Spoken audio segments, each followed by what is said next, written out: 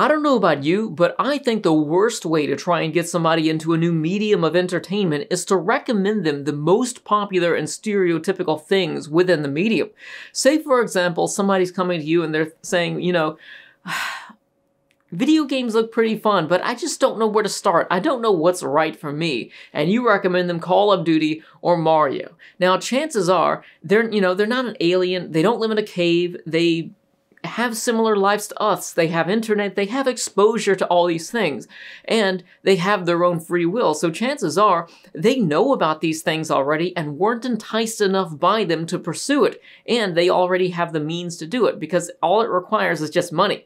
Anime doesn't even require that because it's just all online. So the thing about recommending people the most popular shows is that I feel like that's just going to turn them off because they're thinking, you know, I kind of want to give anime a chance. I don't like what it is. You know, I'm not interested in it enough to pursue the things that I see the most in anime.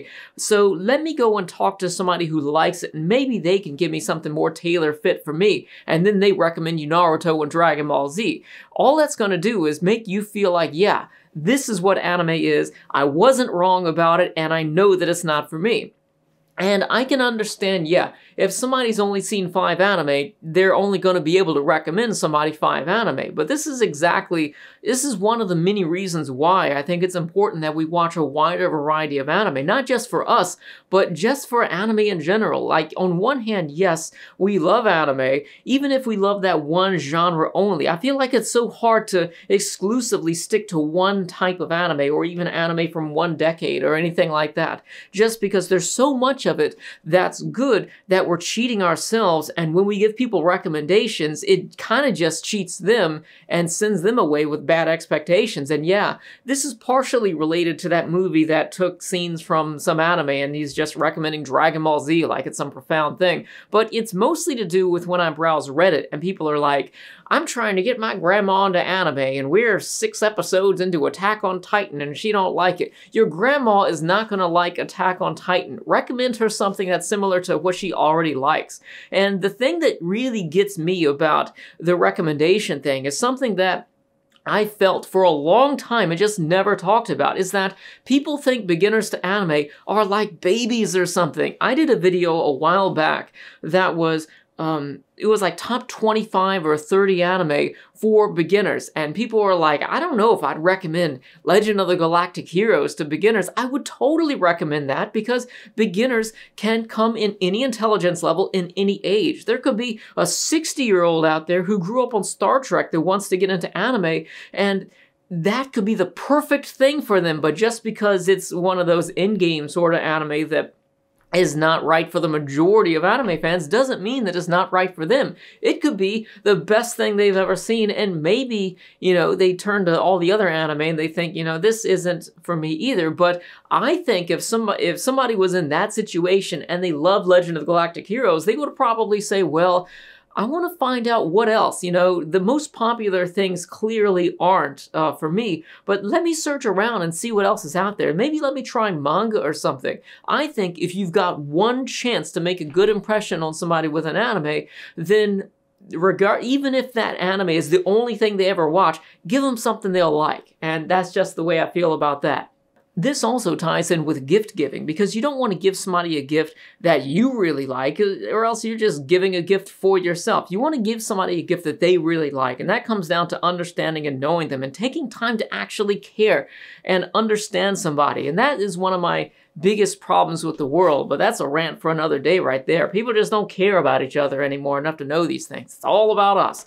And recommendations is just a form of a gift, because this person trusts you enough to ask for a recommendation, and they trust you enough to give you their time to try whatever you want to recommend them. So at least do some due diligence in it. And I guess, you know, it's like I said, if you've only seen a handful of shows, that's all you're limited to. But I just feel like if you're going to wear it on your sleeve that you love anime, at least explore the medium. If you're going to be so vocal about it and let everybody know about it, at least know your stuff. I mean, I'm not saying you need to watch 1,000 anime to be a real anime fan or something like that, but just try some different things if you don't think you'll like it.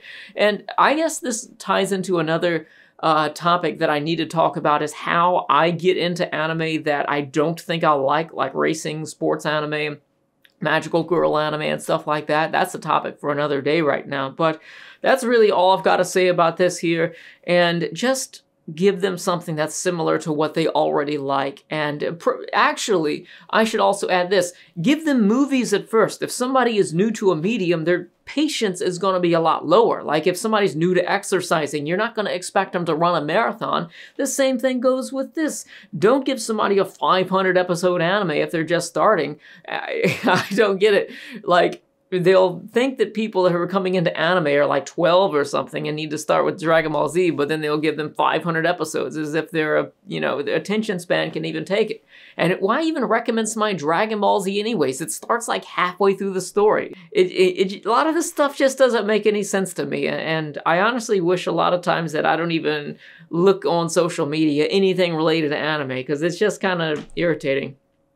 Anyways, that's all I've got to say about this. So if you're wondering about these discussion videos, I'm just going to start doing them whenever the inspiration arises. And it's not, I mean, yes, it helps keep the channel more consistent, but it's mostly for me, because sometimes I feel like I need to talk about something, because I've always felt like this. I've just suppressed it, and I feel like that had a negative personal impact on me in the long run, because a lot of times I'll get an inspiration to talk about something like this and I'll think, oh, I've already said it and people didn't listen, nobody cares, it's not, what's the importance of my opinion on this matter anyways, because the internet is just this big shouting contest, like you're in a room with 20 people and you can't get a word in edgewise. You got to keep repeating yourself over and over again. This is not the first time I've said this in a video, but maybe it just needs repeating because the last video was probably like 10 years ago. But anyways, hopefully this helps. And also, if you have any experiences getting somebody into anime, or somebody recommending you something that was terrible and that jeopardized your ability to get into something, let me know about that as well in the comments section below. So regarding my other content, I got Judo Boy coming out either Friday or sometime this weekend. I'm about to record that tomorrow with a couple other video segments. And I'm also working on Tiger Mask, which is like 170 some episodes, and then my Beginner's Guide to 1960s Anime, because I am coming to the conclusion of it. The light is at the end of the tunnel, but it is going to be my longest video ever. And I am working on that now, and I don't expect that to be done for months. So in order to avoid this massive gap where I just go from project to project, I'm going back to what I did when I was doing daily movie reviews and stacking and doing the schedule blocking, where I work on several different projects a day, little by little, and that should keep the channel more consistent, because I don't like these big gaps, and I really went about the 60s the wrong way, but I just felt like there was no other way to go about it. Anyways, thank you all for watching, and I'll see you soon with Judo Boy.